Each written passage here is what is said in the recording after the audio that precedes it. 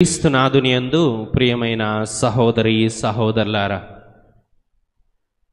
Bible గ్రంథం మనకు నేర్పించేది ఏమిటి అంటే, ఆశగొనిన ప్రాణమును తృప్తిపరచువాడు దేవుడు. దేవుని మీద ఆశ కలిగి ఉన్నటువంటి ఆత్మలని ఆయన సంతృప్తిపరుస్తాడు. ఒక మంచి కార్యము, ఒక మంచి విషయాన్ని బట్టి నీలో బలమైన కోరిక ఉన్నప్పుడు దేవుడు ఆ మంచి కార్యాన్ని తృప్తిపరుస్తాడు, నెరవేరుస్తాడు. ప్రియులారా, అయితే పునీత అంతోని వారు తన జీవితంలో ఇటువంటి కార్యాలు ఎన్నో చేశారు. భక్తులు తన దగ్గరికి ఆశతో, నమ్మకముతో, విశ్వాసముతో వచ్చినప్పుడు దేవుని యొక్క సహాయము ద్వారా, తన మధ్యస్థ ప్రార్థన ద్వారా ఆ విశ్వాసుల యొక్క నమ్మకాన్ని, ఆ విశ్వాసుల యొక్క ఆశని, ఆశలు కాకుండా, అపనమ్మకము కాకుండా ఆయన గొప్ప గొప్ప అద్భుతాలని ఆయన చేశారు. ప్రియులారా, ఇటువంటిదే ఒక గొప్ప అద్భుతం ఈరోజు నేను మీతో పంచుకోవాలనుకుంటున్నాను. ప్రియమైన సహోదరి సహోదరులారా, ఒకసారి పునీత అంతోని వారు కాలినడకన గంట ప్రయాణం దూరంలో ఉన్నటువంటి ఒక గ్రామంలో వాక్యాన్ని చెప్పటానికి వస్తున్నారు అని తెలిసి మరొక గ్రామంలో ఉన్న ఒక స్త్రీకి తెలిసింది. ఇక ఆ గ్రామంలో నుంచి కొంతమంది పునీత అంతోని వారి వాక్యాన్ని వినాలని వెళ్తున్నారు. మనం ఎలాగైతే ఈ పుణ్యక్షేత్రానికి మనం ఆయన మధ్యస్థ ప్రార్థన ద్వారా మన ఒక విన్నపాలను తెలియచేయడానికి వస్తామో, మనం ప్రార్థన చేయడానికి వస్తామో, వాక్యాన్ని వినడానికి వస్తామో, అదేవిధంగా ఆ ఊరు నుంచి కొంతమంది వెళ్ళారు. ఇప్పుడంటే బస్సులు, ట్రైన్లు లేదా వెహికల్స్, వివిధ రకాలైనటువంటి ప్రయాణ సౌకర్యాలు ఉన్నాయి. కానీ ఆ రోజుల్లో, ఎప్పుడు పునీత అంతోని వారు ఉన్నప్పుడు 12, 13 శతాబ్దాలలో ప్రియులారా, ఆ రోజుల్లో ఏమీ లేవు. కాలినడకనే వెళ్ళాలి, లేకపోతే ఒంటెలు, క్యామెల్స్ మాత్రమే ఉండేవి, లేకపోతే గాడిదలు ఉండేవి. అయితే పునీత అంతోని వారు వస్తున్నారు అంటే చుట్టుపక్కల గ్రామాల వారందరూ కూడా అక్కడికి చేరేవారు. ఇక గంట ప్రయాణ దూరంలో ఉన్న గ్రామంలో ఉన్నటువంటి ఒక తల్లి కూడా, ఆ యొక్క స్త్రీ కూడా ఎంతో ఆశతో ఉంది. వెళ్ళాలి, ఈరోజు ఆ మహాభక్తుడు చేసేటటువంటి వాక్య పరిచర్యను నేను ఎలాగైనా వినాలి, ఆ వాక్య పరిచర్యలో పాల్గొనాలి అని ఆశతో ఉంది. కానీ బాధాకరమైన విషయం ఏమిటి అంటే, తన భర్త చాలా అనారోగ్యంతో ఉన్నాడు, వ్యాధితో బాధపడుతూ ఉన్నాడు.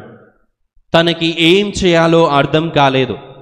ఇక తప్పనిసరి పరిస్థితుల్లో ఆ తల్లి ఇంటి దగ్గరే ఉండిపోవాల్సి వచ్చింది. ఆ గ్రామంలో నుండి కొంతమంది అంతోని వారి యొక్క వాక్య పరిచర్యలో పాల్గొనడానికి వెళ్ళారు. ఒక గంటన్నర అయిన తర్వాత ఆ తల్లిలో ఉన్న కోరిక నిదానంగా ఇంకా బలపడటం ప్రారంభమైంది. పునీత అంతోని వారి యొక్క వాక్య పరిచర్యకు నేను వెళ్ళలేకపోయానే, ఆయన వాక్యాన్ని నేను ఈరోజు వినలేకపోయానే, అయ్యో వింటే బాగుండేది, నాకు అవకాశం రాలేదే. కానీ ఇటువైపున భర్తకి నేను చేయాల్సిన సేవ, అనారోగ్యంతో ఉన్నాడు కాబట్టి నా బాధ్యత ఉందే అనేటువంటి మనోవేదన, ఆ తపన ఆమెలో ఉంది. ఆయన వాక్యాన్ని వినాలి, దేవుని యొక్క వాక్యాన్ని వినాలి అనే తపన ఎక్కువ అవుతూ ఉంది.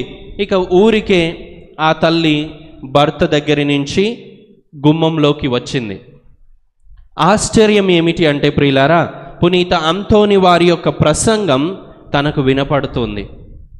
ఎలాగా వినపడుతుంది అంటే, పక్కన నిలబడి చెప్తున్నట్లుగానే చాలా క్లారిటీగా, స్వచ్ఛంగా అంతోని వారే ప్రసంగం చెప్పినట్లుగా తనకి వినపడుతుంది. ఇంకా అక్కడి నుంచి గేటు, ఇంటి ముందు గేటు దగ్గరికి వచ్చింది. ఇంకా స్పష్టంగా వినపడుతుంది.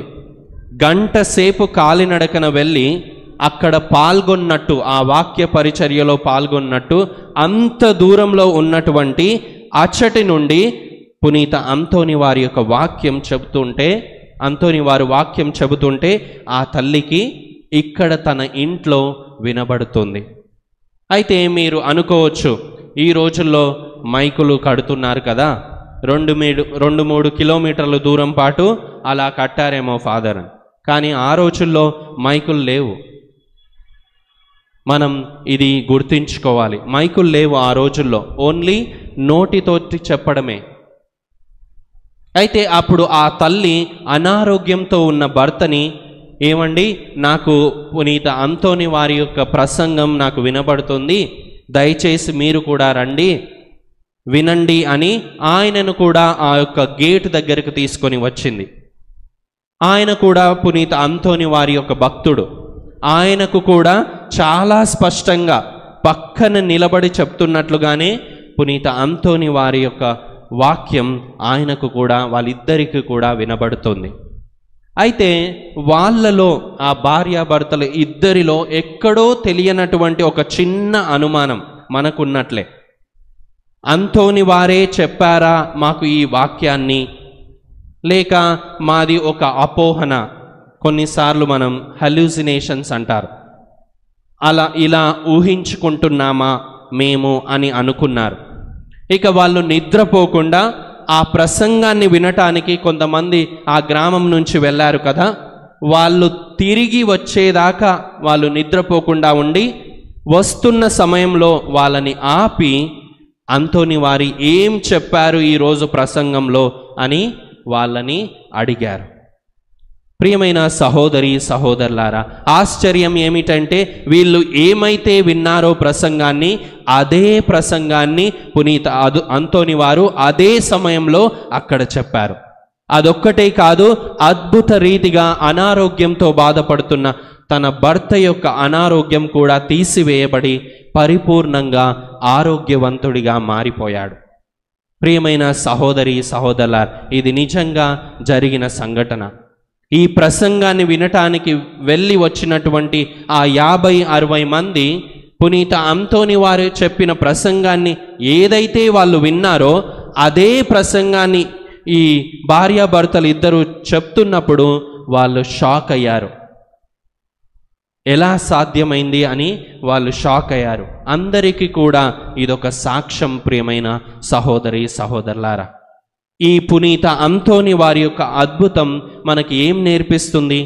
నేను ప్రారంభంలో చెప్పాను కదా, మంచి విషయాల పట్ల, దేవునికి ఇష్టమైన విషయాల పట్ల మనం ఆశగొని ఉన్నట్లయితే, బలమైన దృఢమైన కోరికతో మనం ఉన్నట్లయితే, దేవుడు తన పునీతుల ద్వారా, ముఖ్యంగా మహా గొప్ప పునీతుడు అయినటువంటి పునీత అంతోని వారి లాంటి పునీతుల ద్వారా మన యొక్క తలంపులని, మన యొక్క కోరికలని ఆయన నెరవేరుస్తాడు. ప్రియులారా, ప్రియ దేవుని బిడ్డలారా, ఇటువంటి ఉదాహరణలు, ఇటువంటి సాక్ష్యాలు బైబిల్ గ్రంథంలో అనేకమున్నాయి. ఎవరైతే నాకు సాధ్యం కాదు, దేవుని నుండి కృపను పొందటం నాకు సాధ్యం అవుతుందా అని, పొందాలి అనే ఆశ ఉంది, కోరిక ఉంది, కానీ ఇది సాధ్యమవుతుందా, ఎలా కుదురుతుంది అని అనుకున్నటువంటి వారి కోరికలు దేవుడు నెరవేర్చాడు.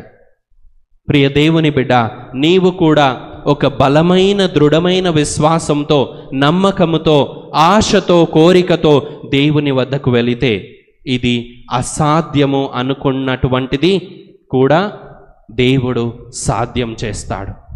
దేవునికి సమస్తము సాధ్యమే ప్రియులారా, ఆయనకు అసాధ్యమైనది ఏది కూడా లేదు. ప్రియ దేవుని బిడ్డలారా, నీ శ్రమ, నీ వేదన, నీ కన్నీరు, నీ కష్టం ఎంత పెద్దదైనా కానీ అది యేసయ్య ముందు నిలబడదు. ఇదే విశ్వాసంతో నీవు ఇక్కడికి ఏ ఉద్దేశం కోసం, ఏ కోరిక, బలమైన కోరిక కోసం ప్రార్థన చేయడానికి వచ్చావో, దానికోసం ఈ యొక్క దివ్య బలి పూజలో ప్రత్యేకంగా ప్రార్థన చేయి. పునీత అంతోని వారి యొక్క మధ్యస్థ ప్రార్థన ద్వారా దేవాది దేవుడు నిన్ను ఆశీర్వదిస్తాడు. ఆమేన్.